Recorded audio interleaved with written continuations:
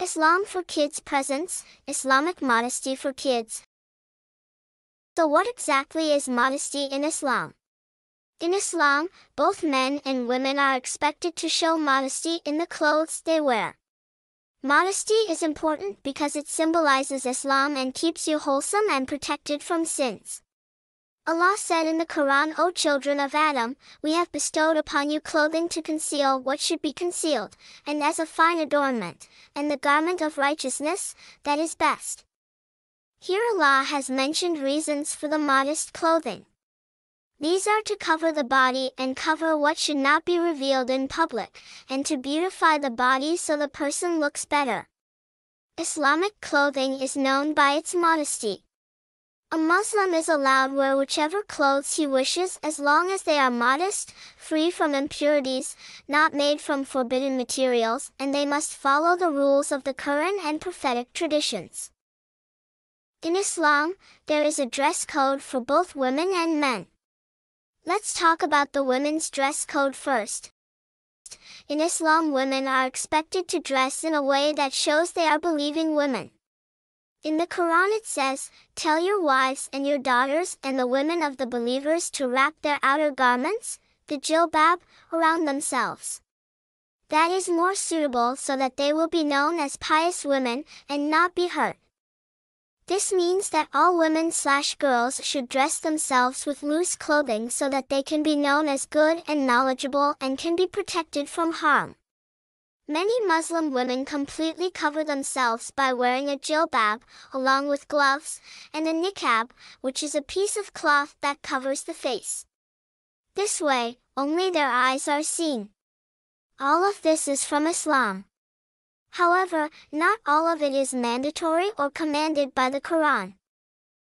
The gloves and the niqab are not obligations but recommendations, and most women choose not to wear them. The hijab or jilbab, on the other hand, is mandatory and commanded by the Quran and prophetic traditions. Some Muslims wrongly believe that the hijab is a cultural practice rather than a religious one.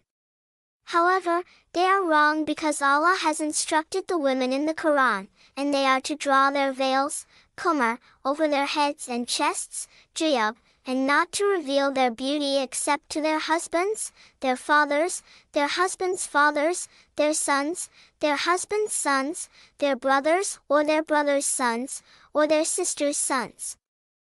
Now we will talk about modesty for men in Islam. Muslim men can, but are not obligated to wear Islamic clothing called thobes. These are like loose robes that cover the body from the neck all the way to the ankles, and can also include a head covering. Otherwise, there are some rules and regulations that the men must follow when it comes to their clothing. These are that the clothing must conceal whatever is between the navel and knee, must be loose, and not see-through, so that the private areas remain covered. This means clothing that is not tight. All garments must be above the ankle bone. They should not resemble the clothing of women. They should not resemble something that seeks to imitate un-Islamic practices or fashions, for example clothing of other religions or famous celebrities/pop stars. It cannot be made of silk or colored/dyed with saffron, which is like a reddish color.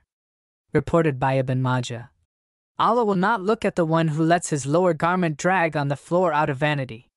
Which means Allah does not like the men who let their clothes reach the floor because of their length. Rather, they should be above the ankle bone. So in Islam, men are also commanded to dress modestly in loose garments that do not reveal what is between their navel and knees. All lower garments such as trousers or long shirts, thobes, must be above the ankles just as the Prophet, peace and blessings be upon him, has commanded. That's all for today, brothers and sisters. Please like and subscribe for more videos. Assalamu-alaykum.